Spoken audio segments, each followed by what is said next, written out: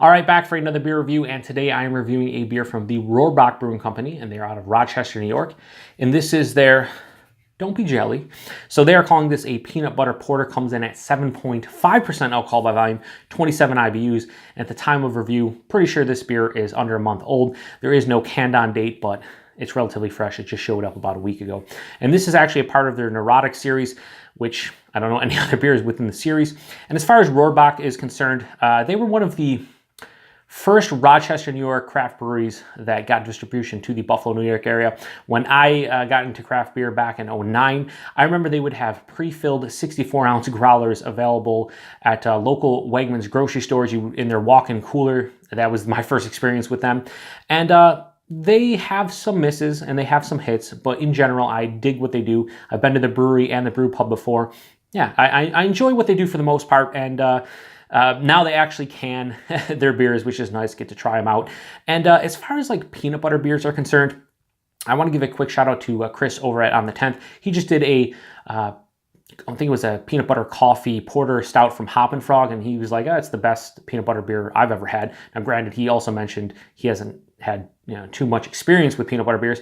And I was thinking to myself, like, as far as peanut butter beers go, and I don't know if this holds true for any of you out there, but they're one of the most perplexing and polarizing, I guess, styles of beer, or whatever you want to say, because whenever I have a peanut butter beer, 9 times out of 10, the nose is just amazing. It's just flat out amazing, but it rarely translates into the taste.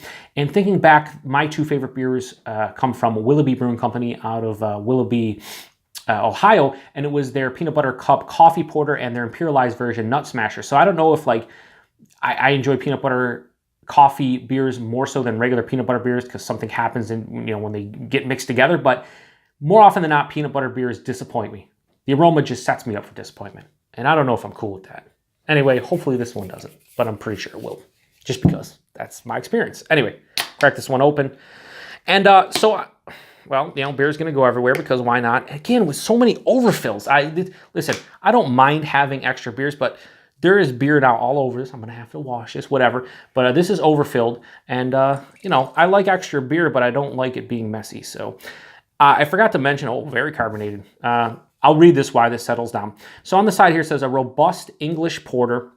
It's a robust English style porter loaded with chocolate and crystal malts and gobs of natural peanut butter. A delicious beer that satisfies several cravings, but don't be jealous. We'll share. So they're using real peanut butter. I don't know if they de-oil it, but usually when you use real peanut butter in beers, the oils kind of wreak havoc on the beer itself. I mentioned this in a prior review of a peanut butter beer. I think it was Rusty Rail's Imperial Peanut Butter Hefeweizen, and I've had so many peanut butter beers where their carbonation is just gone. Like it's just, it's non-existent. But this one looks like it has lots of carbonation, maybe because it's fresh, but they're using real peanut butter, about a 3-finger of a straight up, I'd say tan to light brown head, very creamy and compact looking.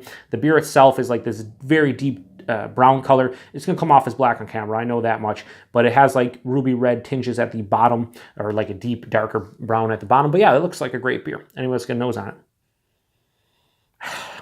Again, fucking great nose. Like you can't. Peanut butter beers have some of the best aromas, period. Hands down, no question. And this has it. This smells like, honestly, it smells like chocolate covered peanuts as opposed to straight up peanut butter.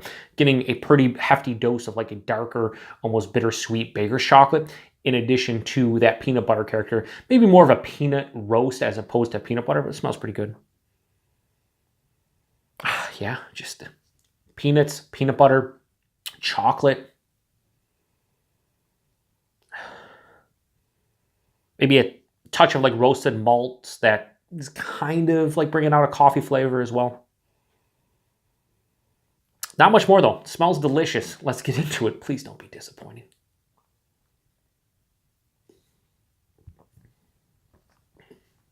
Every fucking time. Seriously. Listen. What the fuck?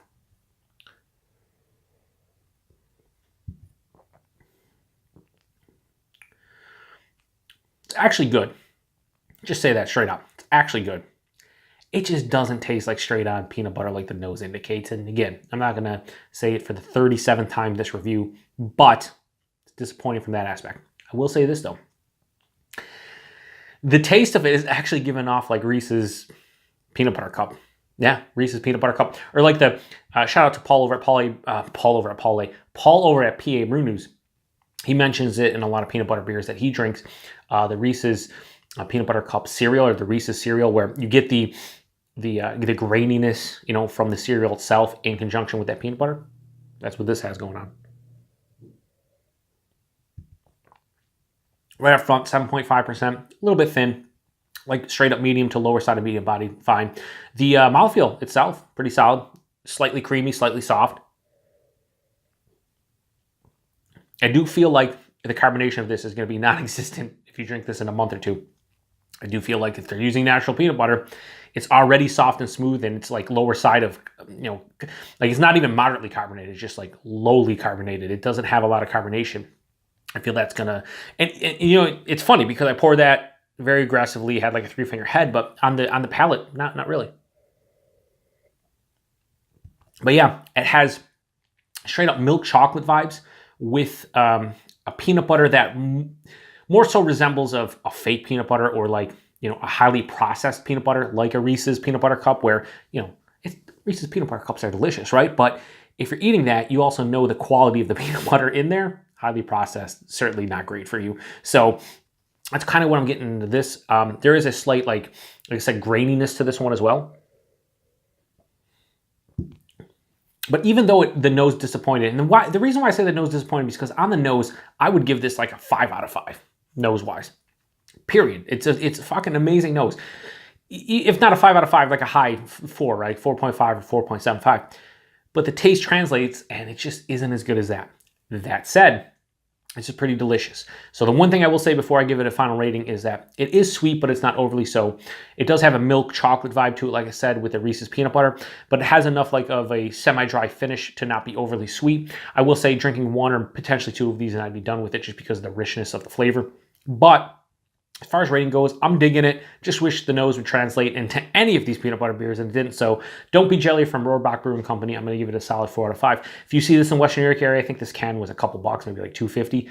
Pick it up, see what you think for yourself. Maybe it was $3, whatever. Regardless, $3 and under, I'd say give it a go, especially if you want to try peanut butter beers and you like peanut butter beers. I think this one is a beer that gives you enough peanut butter flavor, but just be forewarned, the nose is dynamite, and it just doesn't translate. Anyway, appreciate you guys stopping by. Until the next one. Cheers.